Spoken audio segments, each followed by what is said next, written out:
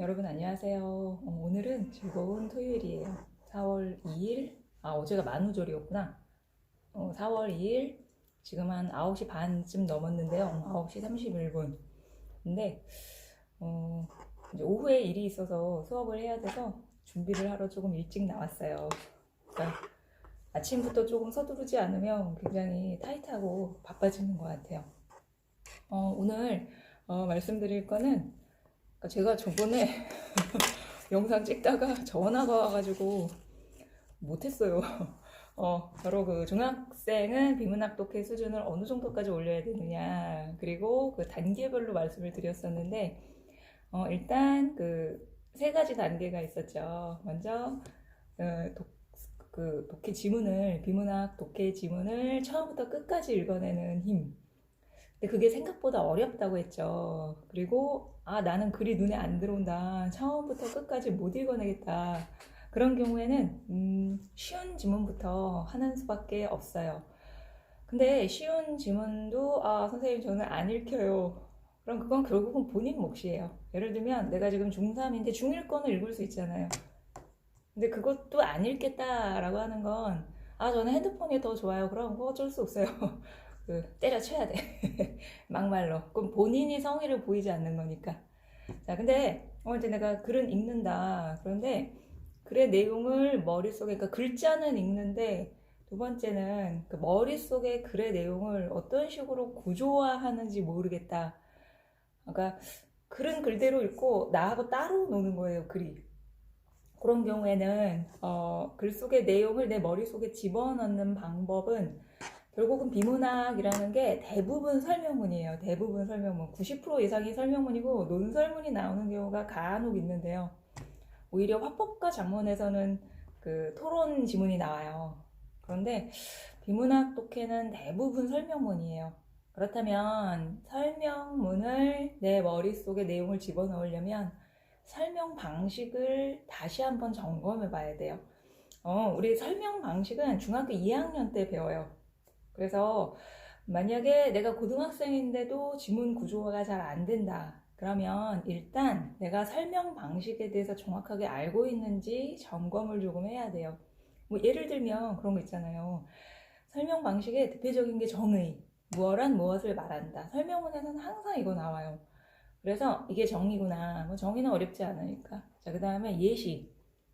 개념을 설명해 준 다음에 이해 못했어? 그럼 예를 들어줄게. 예를 들어. 이렇게 해주거나 아니면 예를 들어는 말 없이 이런 경우가 있다라고 예를 들어줘요.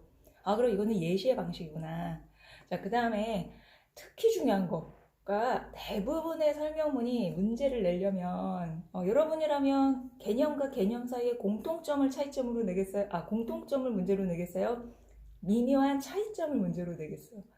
당연히 차이점을 많이 내죠. 그런데 공통점과 차이점을 섞어가지고 선지에서 헷갈리게 만들어요, 아이들을.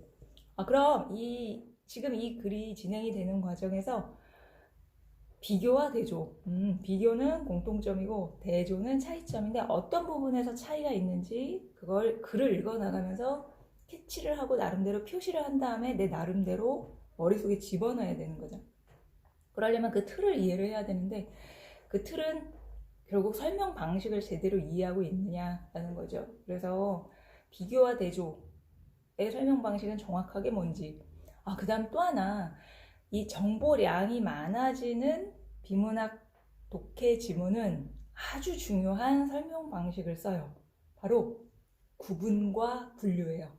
그래서 구분이 분류고 분류가 구분 아니에요? 비슷한 것 같은데 아니에요.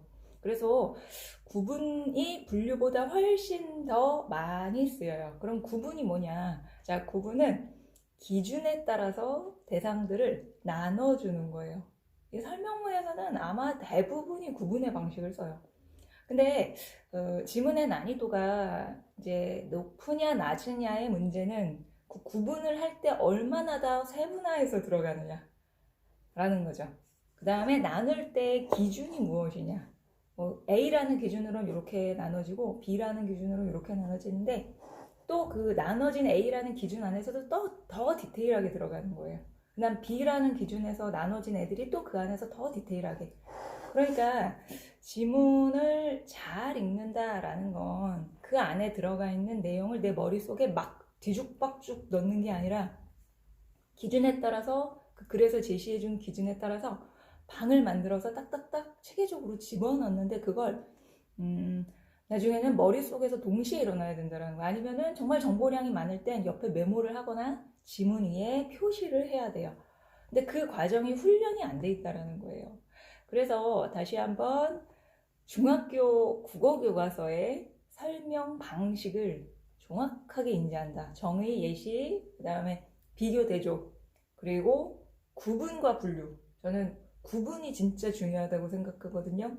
그래서 구분 방식이 실제 예로 어떻게 쓰이고 글 속에서 어떤 식으로 녹아들어 있는지. 그러니까 이 설명 방식을 알면 왜 우리가 쫙 건져 올렸을 때 그 뼈대들이 쫙 끌려온다고 생각하고 그 뼈대의 세부 내용들이 딸려서 올라온다고 생각하시면 돼요. 자, 그리고 뭐 다른 설명 방식들, 뭐 과정이나 인과 이런 것들은 그렇게 어렵지 않아요. 근데 다시 한번 강조하자면 다시 한번 설명 방식을 정확하게 숙지한 다음에 글 속에 어떤 설명 방식이 뼈대를 이루고 있는지. 그 다음 또 하나, 이제 제가 중학교 1학년 아이들의 독해 실력을 측정할 때 저는 글의 내용을 어떻게 구조화하는지를 한번 체크를 해봐요. 그래서 한 중1, 중2 수준의 국어 교과서에 나오는 설명문, 좀 괜찮은 설명문을 하나 뽑아내요. 근데 중학교 2학년 교과서에 대부분 공통적으로 들어가 있는 설명문 중에 세금에 대해서 설명하는 글이 있어요. 그럼 예를 들면 이제 세금은 뭐 이런 것이다 라고 정의가 나오고 어디에 쓰이는지 예가 나와요. 자, 그 다음에 이 세금의 종류를 나누는데 당연히 구분의 방식이 쓰이겠죠. 자, 그럼 예를 들면 누가 걷느냐에 따라 국세와 지방세, 그 다음에 어떻게 걷느냐에 따라 직접세와 간접세로 나뉘는데 여기까지만 딱 정리를 하는 학생들이 있어요. 아, 귀찮아. 나머지는 나 몰라. 나 여기까지만 했어. 그러니까 거기까지 한 것도 사실 잘한 거예요. 그런데 디테일한 내용. 그럼 예를 들면 국세는 관세청이나 국세청에서 걷는 것이고 국세청, 관세청 옆에 쓰고 그 다음 지방세는 지방자치단체다. 이런 식으로 큰 항목 다음에 중간 항목 다음에 세부 항목까지 이렇게 구조적으로 내가 머릿속에 들어가 있는지 아닌지가 구조화를 시켜보면 알아요. 물론 처음에 방법을 알려줘야 돼요. 아주 쉬운 거를 가지고서 저랑 한번 해봐요. 그러면 이렇게 하는 거야. 그래서 뭐 왼쪽에서 오른쪽으로 갈수록 큰 범위에서 더 세부적인 범위로 또는 위에서 아래로 내려갈수록 큰 범위에서 작은 범위로 내려가는 거지. 그래서 대부분의 정보가 구분의 방식으로 진행돼요. 그러면 중요한 건 조금 영리하다. 그리고 영리한 건 아니지. 뭐 영리하든 아니든. 뭐 영리하다는 기준도 어떻게 보면 주관적이니까요. 독해를 잘한다는 것의 기준은 구분을 할 때 기준이 뭔지를 정확하게 아는 거예요. 그냥 일단 나는 표로 그려서 얘랑 다르니까 직접세와 간접세를 이렇게 나눴는데 그럼 직접세와 간접세를 나누는 기준이 뭔지까지 쓰는 친구들이 있어요. 그럼 국세와 지방세로 나눌 때는 누가 걷었느냐라는 누가, 즉 세금을 걷는 주체를 정확하게 알고 있고 그 다음 직접세와 간접세를 어떤 방식으로 걷느냐가 기준이라는 거죠. 그래서 그 기준까지 체크해 놓고 나서 그 다음에 이제 세부 항목, 이제 그럼 직접세 안에서도 개인과 회사가 내는 게 다르다라고 거기까지 가야 돼요. 그러면 개인이 내는 거에 소득세, 상속세, 증여세, 소득세, 상속세, 재산세 그런 거 있고 그 다음엔 회사가 내는 거에는 법인세가 있다까지 가야 돼요. 자, 그 다음에 간접세에는 부가가치세가 있는데 또 부가가치세에 대해서 이런 예를 막 들어놨어요. 자, 그리고 나서 이제 글이 마무리가 됐는데 또 뒷심이 약해서 끝에까지 구조를 안 하는 친구들이 있어요. 예를 들면 그 글의 끝에서 이런 정보가 나와요. 직접세와 간접세, 그래서 그 직접세와 간접세의 장점과 단점까지 나와요. 그럼 옆에다가 직접세와 간접세의 장단점에 대해서까지 디테일하게 들어가요. 핵심 단어를 뽑아내서. 자, 그리고 이제 마지막 단락에서는 직접세가 더 좋은지 간접세가 더 좋은지는 우리가 쉽게 얘기할 수 없다. 각각의 장단점이 있기 때문에. 근데 문제를 어떻게 내냐면 너 끝까지 안 읽었지. 그래서 직접세가 간접세보다 더 좋다고 말할 수 있다. 이런 식으로 선지에다가 슬쩍 집어넣어 버려요. 그러니까 글을 읽을 때 끝까지 집중하는 힘이 필요한 거죠. 자, 그래서 구조화시키는 건 아이가 글을 읽었는데 이거를 지 나름대로 정리를 못한다. 그러면 일단 끝까지는 읽어내는데, 자, 그러면 그럴 때는 설명 방식을 좀 점검을 해주세요. 특히 구분의 방식. 그 다음에 어떤 기준에 따라 나누고 세부적인 디테일까지 가는지, 어느 단계까지 가는지. 그래서 저는 아이가 독해력이 있다 없다, 그 다음에 그 내용을 구조화할 수 있는 힘이 있다 없다는 세부 디테일한 단계까지 가는지, 그 안에 있는 내용을 세부 디테일한 내용까지 정리했는지, 그거는 또 성의 문제이기도 하거든요. 성실성과 성의 문제. 자, 그 다음에 그 마지막 그 문제.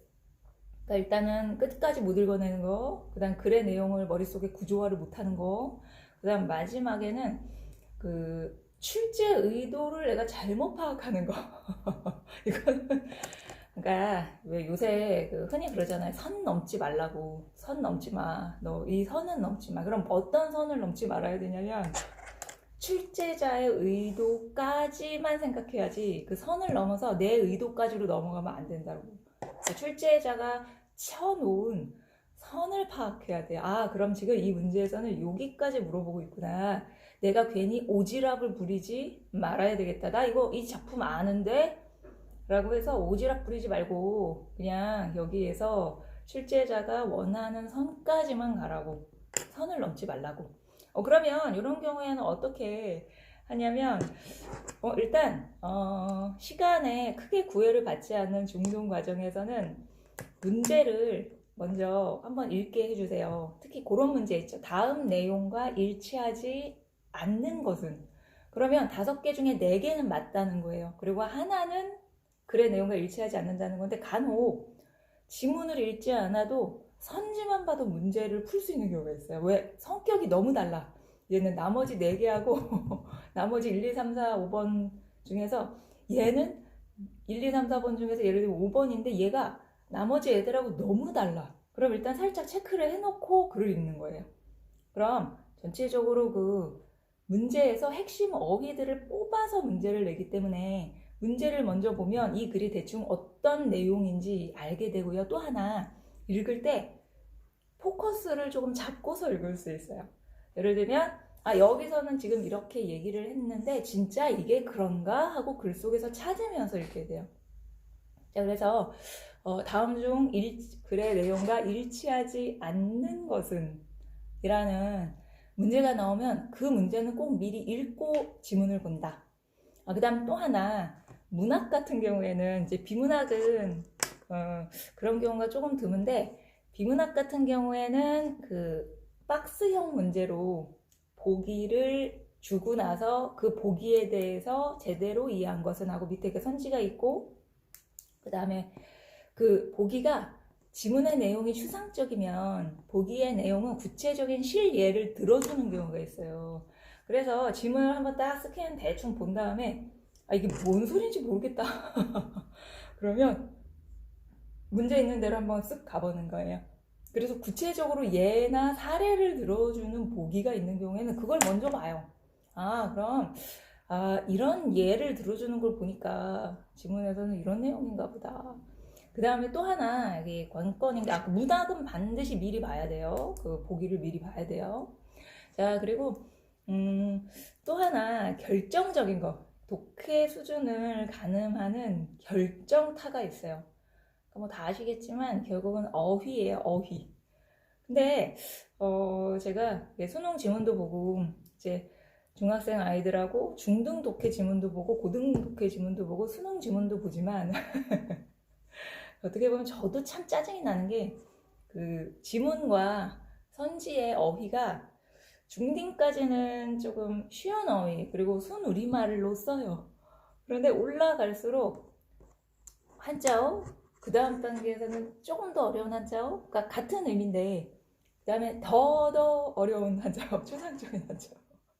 그리고 예를 들면 이런 거죠.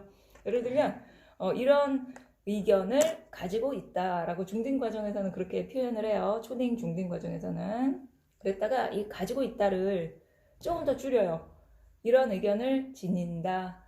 그랬다가 조금 더 어려운 어휘로 견지하고 있다. 그럼 도대체 선생님 견지하다가 뭐예요? 그럼 그거 그냥 쉽게 풀었으면 그런 의견을 지니고 있는 거야. 그러니까 이제 굳게 가지고 있는 거지. 그럼 왜 선생님 가지고 있다라고 얘기를 안 해주고 견지하다라는 말을 써요 굳이? 이게 고3 수능 지문이 최정점이라는 거예요. 그럼 예를 들면 받아들이다 라고 하면 되는 어휘를 사실 받아들이다 라고 하면 쉽지 않아요. 그런데 수능 지문에서는 어떻게 표현할까요? 수용한다 라고 표현을 하는 거예요. 그럼 수용한다라는 단어가 결국 받아들이다인데 여기에서 여기로 점프가 이게 훈련이 되지 않으면 쉽지 않다라는 거죠. 그러니까 그런 지문을 접해보지 않으면 쉽지 않다라는 거죠.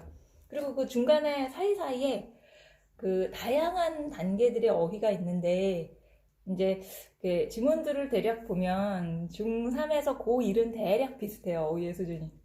그리고 고2까지도 비슷한 것 같아요. 근데 이제 고2 9월 하고 11월 모의고사부터 물론 뭐 그전에도 그렇지만 어휘의 수준이 확 올라가요.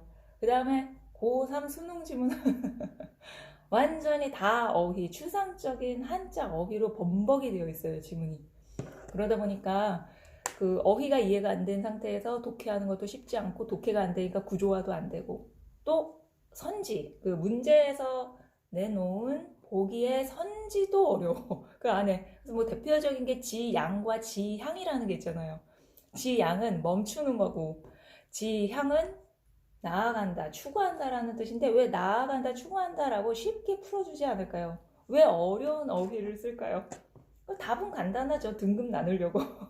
너 이 정도 어휘 알아? 대학 들어가면 이 정도 어휘는 알아야 돼. 라는 거죠.